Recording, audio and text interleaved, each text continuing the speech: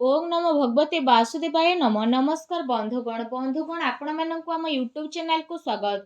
बंधुगण आज भिडियो आमे आपण मानक कहवाक जाऊँ 25 और 26 तारीखर दिन आपणकर किपरि सब्यस्त हेबो ता सहित जदि कहबा ए दुई दिन रे ଆପଣଙ୍କ ପାଇଁ ବିଶେଷ ଭାବରେ କିପରି ସ୍ଥିତି ରହିବ, କେଉଁ ସବୁ ଜିନିଷରେ ଆପଣଙ୍କୁ ଫାଇଦା ହେବ, କେଉଁ ସବୁ ଜିନିଷରେ ଆପଣଙ୍କୁ ସାବଧାନତା ଅବଲମ୍ବନ କରିବାକୁ ପଡ଼ିବ, ଆପଣଙ୍କର ଲଭ୍ ଲାଇଫ୍ କିପରି ରହିବ, କ୍ୟାରିୟର କିପରି ରହିବ, ବିଜନେସ୍ ଆଉ ବ୍ୟାପାର କିପରି ରହିବ, ତା ସହିତ ସ୍ୱାସ୍ଥ୍ୟର ମହତ୍ତ୍ୱପୂର୍ଣ୍ଣ ଇନଫର୍ମେସନ୍ ମଧ୍ୟ ଆମେ ଆପଣମାନଙ୍କୁ ଭିଡ଼ିଓରେ କହିବୁ।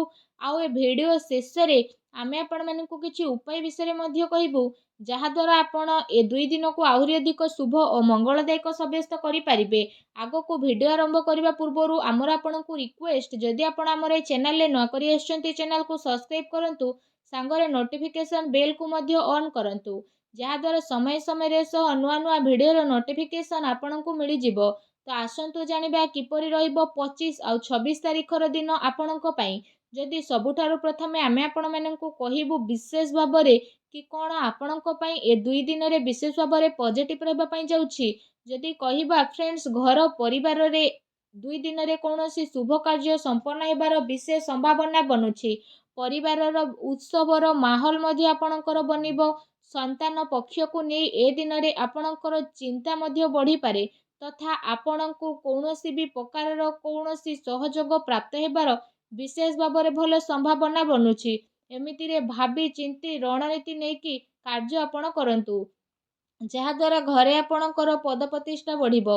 ଏହା ସହିତ ଆପଣଙ୍କର କୌଣସି ସ୍ୱପ୍ନ ମଧ୍ୟ ସାକାର ହେବାକୁ ଯାଉଛି। ସେଥିପାଇଁ ନିଜର କାର୍ଯ୍ୟ ଉପରେ ପୁରା ରୂପରେ ଆପଣ ଧ୍ୟାନ କେନ୍ଦ୍ରିତ କରନ୍ତୁ।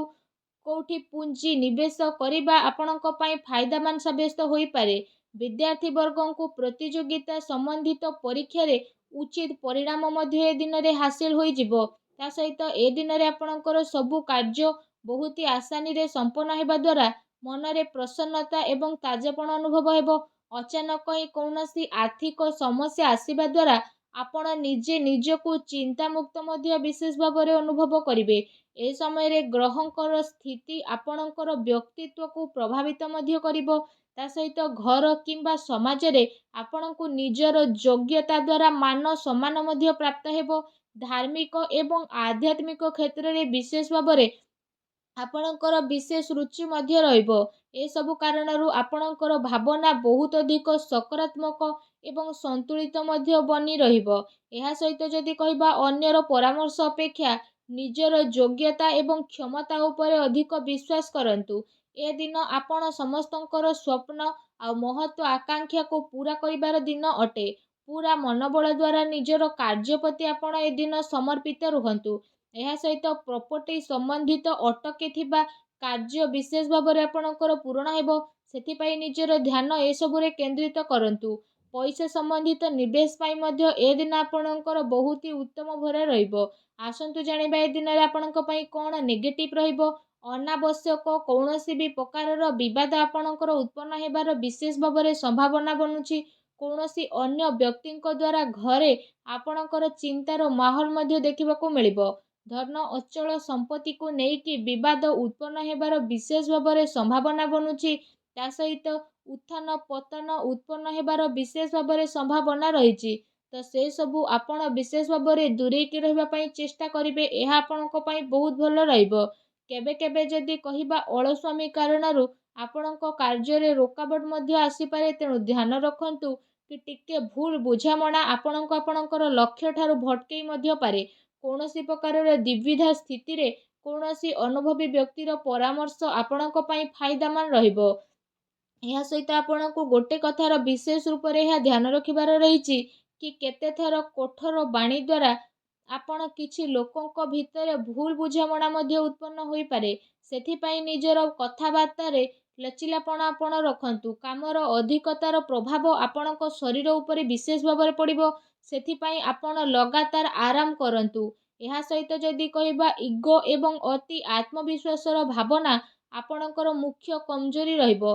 ଏଥିରେ ଆପଣଙ୍କୁ କାବୁ ବନେଇ ରଖିବାର ଆବଶ୍ୟକତା ରହିଛି, କାରଣ ଏ କାରଣରୁ କିଛି ଲୋକଙ୍କ ସହ ସମ୍ବନ୍ଧ ଆପଣଙ୍କର ଖରାପ ମଧ୍ୟ ହୋଇପାରେ।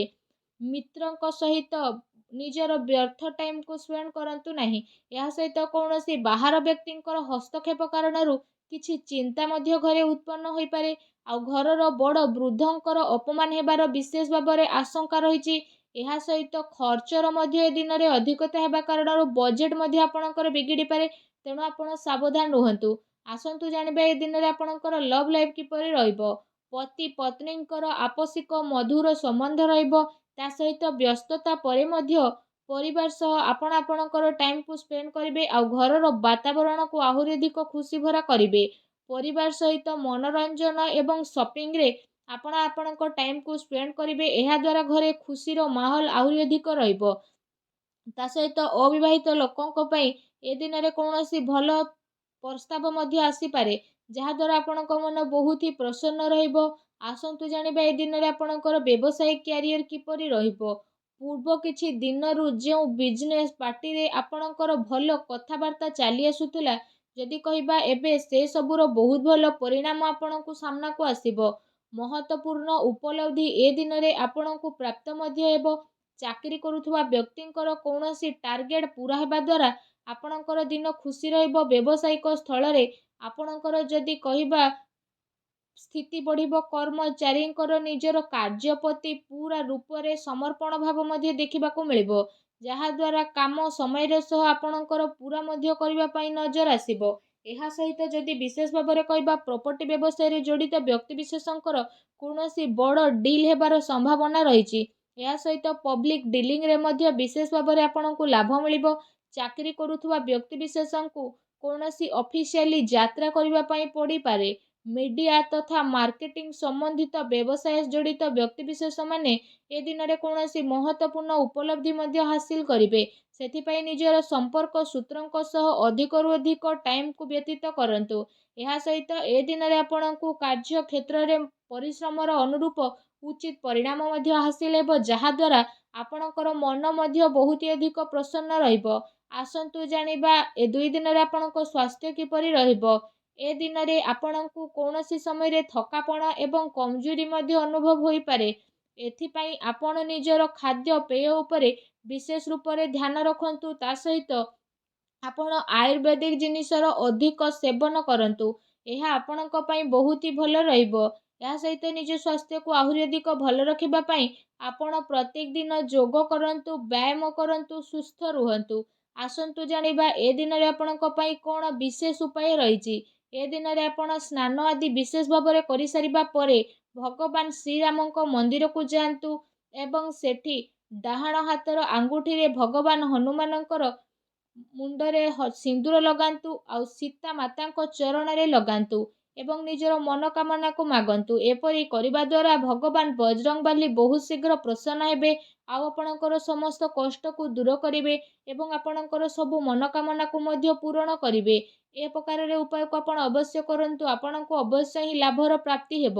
ଭଗବାନ ବଜରଙ୍ଗବାଲିଙ୍କ ଆଶୀର୍ବାଦ ଆପଣଙ୍କୁ ପ୍ରାପ୍ତ ହେଉ। ସଚ୍ଚା ଦିଲରେ କମେଣ୍ଟ ବକ୍ସରେ ଜୟ ବଜରଙ୍ଗବାଲି ଅବଶ୍ୟ ଲେଖନ୍ତୁ ଓ ଭିଡ଼ିଓକୁ ଲାଇକ୍ କରିବା ପାଇଁ ଆଦୌ ବି ଆପଣ ଭୁଲନ୍ତୁ ନାହିଁ। ଧନ୍ୟବାଦ।